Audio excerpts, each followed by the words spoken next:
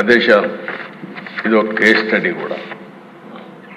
వ్యవస్థల్ని ఏ విధంగా విధ్వంసం చేశారు, ఒక పాలకుడు ఏ విధంగా అహంకారంతో విర్రవీగిపోయాడు, అసమర్థత, అవినీతి, విధ్వంసంతో వ్యవస్థల్ని ఏ విధంగా నాశనం చేశారు, రాష్ట్రం యొక్క బ్రాండ్ ఇమేజ్ ఏ విధంగా దెబ్బతీశారు, మంచి రాష్ట్రాన్ని ఏ విధంగా సర్వనాశనం చేశారు, రాజధాని కళ చంపేశారు.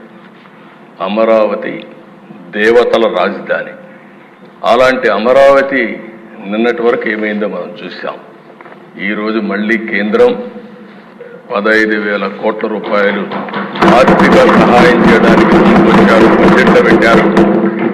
అందరి ముఖాల్లో చూస్తే ఆనందం కనపడుస్తూ ఉంది.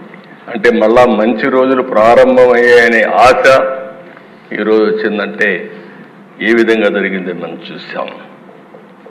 ఈరోజు అమరావతి పూర్తయింటే దిశ 2-3 లక్షల కోట్ల రూపాయలు ప్రజా సంపద మనకు వచ్చుండేది.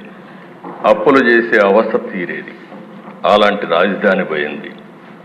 జీవనాడి పోలవరం 72% పూర్తయింది. 2020 నాటికి 21 నాటికి పూర్తి అయిపోయిండేది.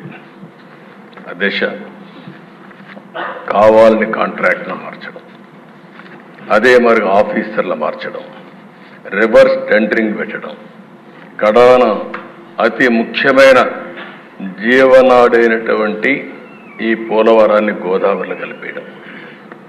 ఇప్పుడు మళ్ళీ డయాఫామ్ వాల్ నుంచి స్టార్ట్ కావాలి. కాఫర్ డ్యాముల నుంచి మళ్ళా మనం పని ప్రారంభించాలి. ఇది కూడా మనం మనస్ఫూర్తిగా ధన్యవాదాలు చెప్పాలి. కేంద్రం ఈరోజు బడ్జెట్లో చెప్పినప్పుడు పోలవరాన్ని వీలైనంత తొందరలో పూర్తి చేస్తామని నిర్దిష్టమైన హామీ ఇచ్చారు. వారికి మనస్ఫూర్తిగా